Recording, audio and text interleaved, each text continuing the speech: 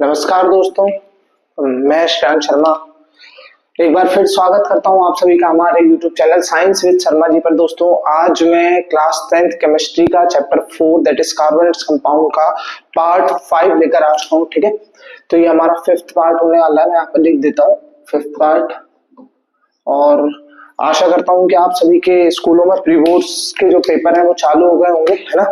तो ये मेरा व्हाट्सएप नंबर है, आप सभी मुझे इस पर अपना साइंस का, सोशल का, मैथ्स का सारे पेपर्स को शेयर कीजिए ताकि मैं देख पाऊं कि क्वेश्चन ओरिएंटेशन कहाँ से उठ रहा है और क्या हम जो टॉपिक्स कवर कर रहे हैं वो हमारे लेक्चर्स में आप तक उन टॉपिक्स को कवर किया जा रहा है या नहीं किया जा रहा है। ठीक है, तो ये मेरा व्हाट्सएप नंबर है दोस्तों। वीडियो को लाइक कर दीजिए। शुरू करते हैं आज हम हमारे टॉपिक। लास्ट वीडियो में जो हमने पढ़ा था, हमने फंक्शनल ग्रुप के बारे में पढ़ लिया था दोस्तों। ठीक है, तो यहाँ से जो हम स्टार्टिंग करने वाले हैं वो हम करने वाले हैं होमोलोगस सीरीज की। किसकी स्टार्टिंग करने वाले हैं बेटा? होमोलोगस सीरीज की। क्या होती है होमोलोगस सीरीज? चलो, तो आज से जो हमारी स्टार्टिंग होने वाली है वो होने वाली है होमोलोगस सीरीज। होमोलोगस सीरीज, चलो क्या होती है भाई होमोलोगस सीरीज? बताएं जरा। देखो, a homologous series is a group of organic compounds sharing similar structures and chemical properties। ठीक है, इसकी डेफिनेशन है, फिर से लिख लीजिए। a homologous series is a group of organic compound sharing similar structure and chemical properties where successive member in the series differ by CH2 successive member differ by CH2 group या CH2 atoms, ऐसा कुछ भी कह सकते हो आप। अब मैंने क्या बोला? Successive members. ठीक है, जैसे जब भी आप बात करेंगे एक होमोलोगस सीरीज की तो उसमें जो प्रॉपर्टीज रहेंगी ऑर्गेनिक कंपाउंड्स की वो सही सेम रहती है, स्ट्रक्चरल और केमिकल जो प्रॉपर्टीज रहती हैं। ठीक है, लेकिन होता क्या है, जैसे जैसे आप ऊपर की तरफ या नीचे की तरफ बढ़ते जाएंगे तो जो होमोलोगस सीरीज है उसके हर दो मेंबर्स के बीच का जो डिफरेंस निकल के आएगा वो कितना आएगा? CH2 यूनिट आएगा। कितना आएगा? CH2 यूनिट आएगा। ठीक है, अब किसी भी एक होमोलोगस सीरीज का जो जनरल फॉर्मूला होता है वो बेटा सेम होता है, हमेशा याद रखना। जैसे अगर मैं बात करता हूं अल्केन की या मैं अल्काइन की बात करता हूं, एल्काइन। ठीक है, एल्काइन की मैं बात करता हूं तो इनका जनरल फॉर्मूला होता है CnH2n-2। ठीक है, अब मान लो C एक कार्बन कंपाउंड है, दो, एक तो खैर होता ही नहीं है तो दो से शुरू करते हैं।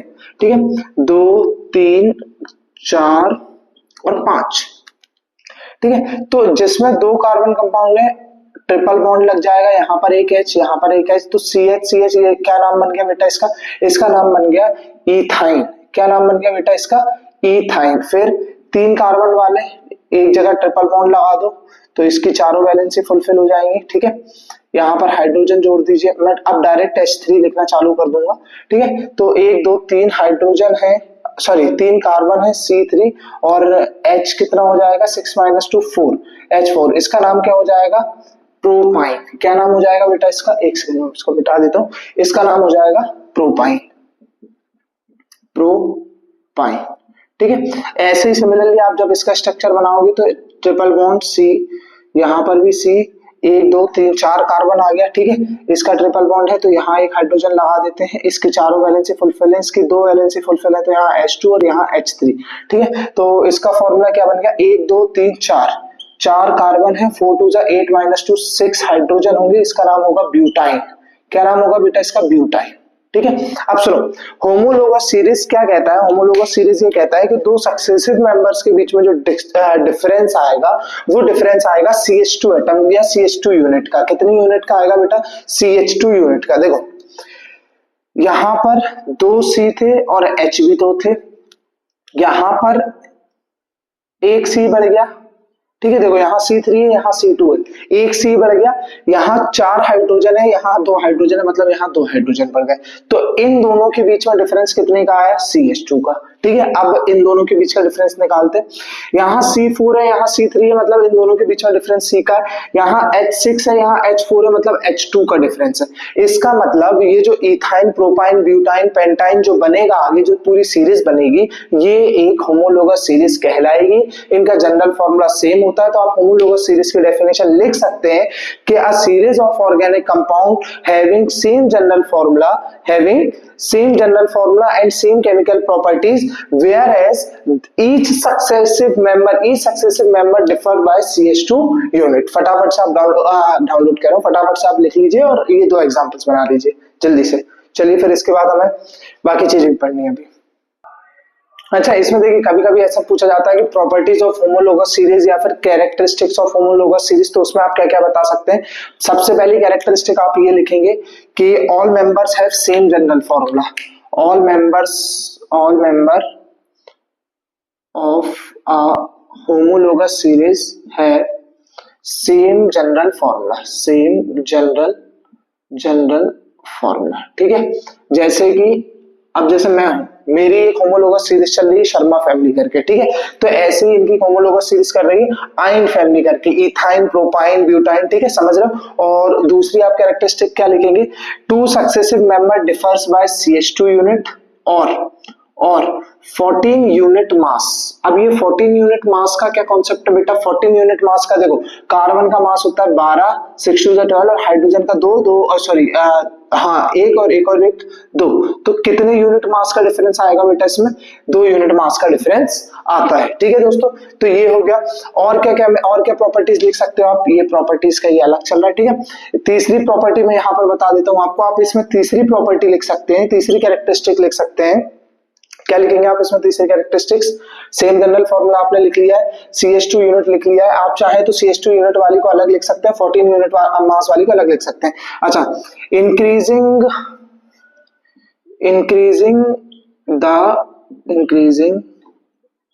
The molecular mass, melting point and boiling point also increases। ठीक है, ऑल्सो इंक्रीजेस। इसका मतलब क्या होगा बेटा, इसका मतलब ये होता है कि जैसे जैसे C2H2 का बॉइलिंग पॉइंट और मेल्टिंग पॉइंट थोड़ा कम होगा, C3H4 का इससे थोड़ा ज्यादा होगा, C4H6 का इससे थोड़ा ज्यादा होगा। तो जैसे जैसे आप होमोलोगस सीरीज में मॉलिक्यूलर मास को बढ़ाते जाते हैं, वैसे वैसे मेल्टिंग पॉइंट और बॉइलिंग पॉइंट भी बढ़ता जाता है। आप फटाफट से इसको नोट कर लीजिए दोस्तों। थोड़ा सा कॉन्सेप्ट हम IUPAC का भी पढ़ते हुए चलेंगे। जैसे कि किसी भी ऑर्गेनिक कंपाउंड जो हम 4th चैप्टर में पढ़ रहे हैं, उनके दो नाम होते हैं। एक तो बेटा होता है कॉमन नेम, जो हम घर में बोल देते हैं, जैसे हम विनेगर होता है, जो एसिटिक एसिड होता है उसको हम विनेगर कह देते हैं। ठीक है, और बहुत सारी चीजें जो हम यूज करते हैं तो हम इनका कॉमन नेम घर में ऐसे ही कुछ भी रख देते हैं। मम्मी ने रख दिया मीठा सोडा, हाँ भाई मीठा सोडा। ठीक है, लेकिन होता क्या है, जनरली इनकी जो नेमिंग होती है वो IUPAC की रूलिंग के हिसाब से होती है। और IUPAC का फुल फॉर्म होता है international union of pure and applied chemistry, ठीक है, ये किसका फुल फॉर्म होता है बेटा, IUPAC का फुल फॉर्म होता है। अब बेसिकली IUPAC के जो नोमेनक्लेचर होता है, इसको नोमेनक्लेचर कहते हैं। नोमेनक्लेचर को हिंदी में मैं आपसे कह सकता हूँ नामकरण करना।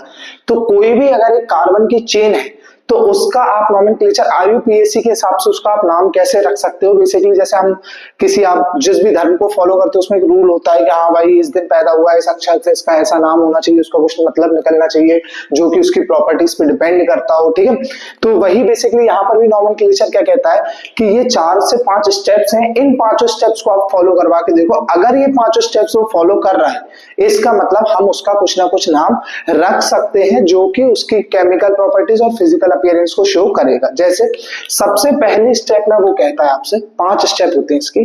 सबसे पहली स्टेप में वो कहता है आपसे, क्या कहेगा भाइयों आपसे, सबसे पहली स्टेप में वो आपसे कहेगा, क्या कहेगा बताओ जरा। सबसे पहली स्टेप में क्या देखेगा वो आपसे कहेगा कि इसमें ये बताओ कि लॉन्गेस्ट कार्बन चेन कहाँ है। जैसे पहली स्टेप होती है आइडेंटिफाई लॉन्गेस्ट कार्बन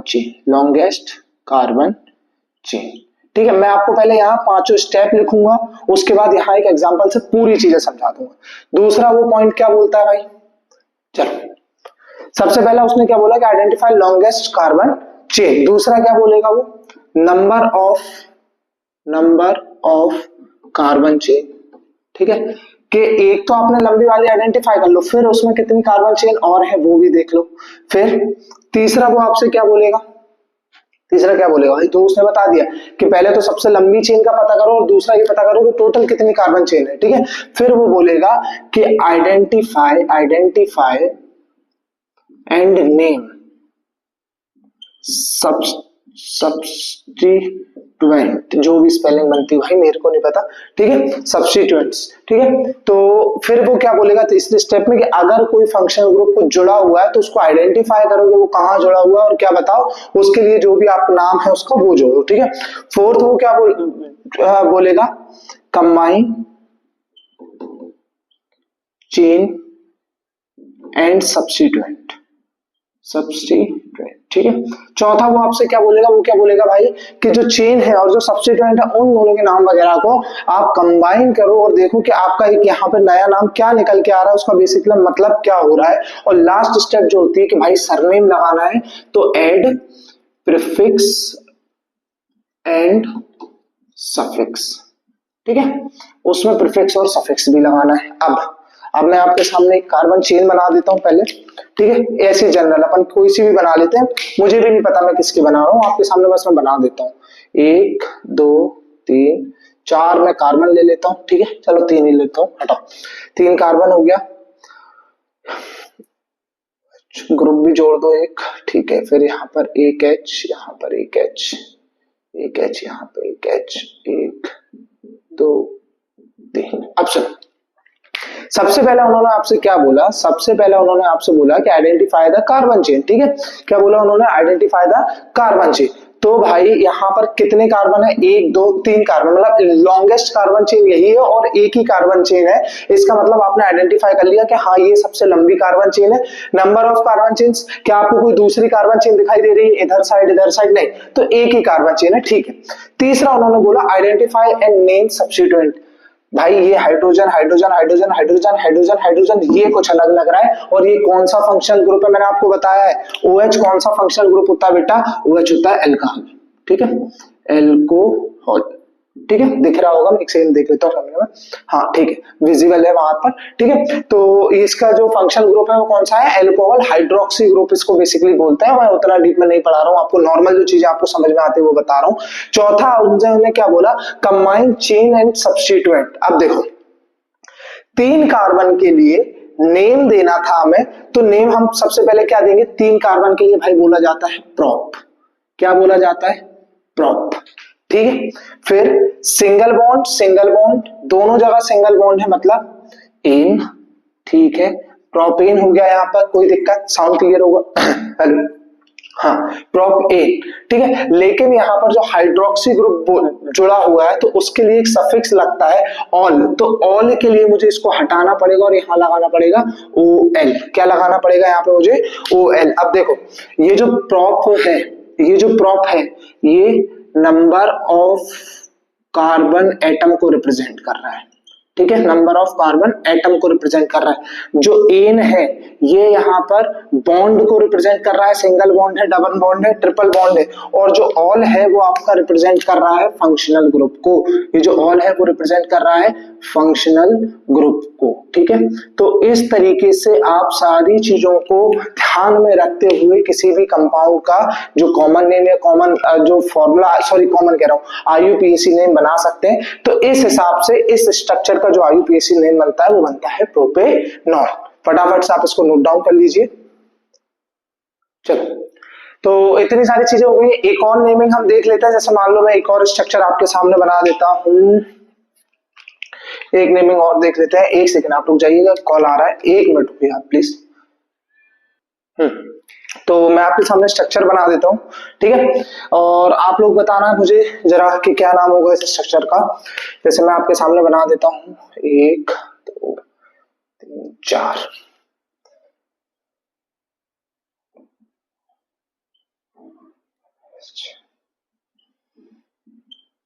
चलिए, तो मुझे फटाफट से बता दीजिए कि क्या नाम होगा इस स्ट्रक्चर का IUPAC के अकॉर्डिंग। देखो IUPAC ने आपको सबसे पहली स्टेप क्या बोली, IUPAC ने आपसे कहा कि सबसे पहले आप लॉन्गेस्ट कार्बन चेन को देखिए। तो हाँ भाई ठीक है, 1 2 3 4 कार्बन है, ठीक है, इस तरफ से नहीं, काउंटिंग हमेशा उस साइड से शुरू करना जहां फंक्शनल ग्रुप लगाओ, 1 2 3 4। कितने कार्बन है? 4। तो इसका नाम लिखो, सबसे पहला नाम क्या होगा इसका? 4 कार्बन मतलब ब्यूट। ठीक है, आगे आगे 4 कार्बन मतलब ब्यूट हो गया। उसके बाद उन्होंने बोला identify and name substituent. Substituent मतलब C double bond OOH COOH किसका फंक्शनल ग्रुप था बेटा? ये था कार्बोक्सिलिक एसिड का, और इसके लिए जो सफिक्स लगता है वो लगता है ओइक एसिड। ओइक एसिड, ठीक है, आपने आइडेंटिफाई कर लिया। फिर उन्होंने क्या बोला? Combine chain and substituent, add prefix and suffix. ठीक है, सिंगल बॉन्ड मतलब ब्यूट के साथ आप लगाएंगे एन। ठीक है, ब्यूट के साथ आप लगाएंगे एन, और फिर ओएक एसिड के लिए आप जो यूज करेंगे वो क्या, सॉरी कार्बोक्सिलिक एसिड के लिए आप जो सफिक्स यूज करेंगे वो करेंगे ओएक एसिड। तो इसका जो पूरा नाम बनेगा वो बन जाएगा ब्यूटेनोइक एसिड, और जो इसका फॉर्मूला बन जाएगा वो बन जाएगा C4H, कितने हैं भाई? एच जोड़ लो, 3 2 5 6 और 1 7, C4H7 या फिर C3H7 से लिख लो, 1 2 3 C3H7। ठीक है, 3 3 6 और 1 7 COOH। देखो C4 हो गया, H8 हो जाएगा, COO। इसको ऐसे भी लिख सकते हो और इसको ऐसे भी लिख सकते हो, C4H8OO। ठीक है, ये दोनों किसका स्ट्रक्चर, किसका फॉर्मूला बनेगा? ये दोनों बनेगा ब्यूटेनोइक एसिड का फॉर्मूला। इसका IUPAC में बन जाएगा ब्यूटेनोइक एसिड। ठीक है, ऐसे ही आप 2-4 चीजों के और बनाइए, खूब जम के प्रैक्टिस कीजिए। आगे मैं 2 या 3 वीडियो अभी और बनाने वाला हूं, जो कि छोटे छोटे वीडियो होंगे, 10 से 15 मिनट के वीडियोस होंगे, जिसमें कि आप कार्बन कंपाउंड्स की chemical properties, soaps and detergents और सम इंपॉर्टेंट कार्बन कंपाउंड्स, इन सब चीजों के बारे में आपको बताने वाला हूं। तो दोस्तों बने रहिए हमारे साथ, और जहां तक मैं कोशिश ये करूंगा कि कल मैं आपको इसके दोनों वीडियोस एक साथ अपलोड कर दूंगा और ये चैप्टर को मैं कल फिनिश कर दूंगा। भूलना मत, मैंने आपको व्हाट्सएप नंबर दिया है, आपके जो भी स्कूल के प्री बोर्ड पेपर्स हैं वो आप मुझे जल्दी से जल्दी शेयर कीजिए, और बने रहिए हमारे साथ। वीडियो को ज्यादा से ज्यादा लाइक शेयर सब्सक्राइब करते रहो भाई, है ना, फैलाते रहो, धूम मचाते रहो और अच्छे से पढ़ाई करते रहो। Bye bye.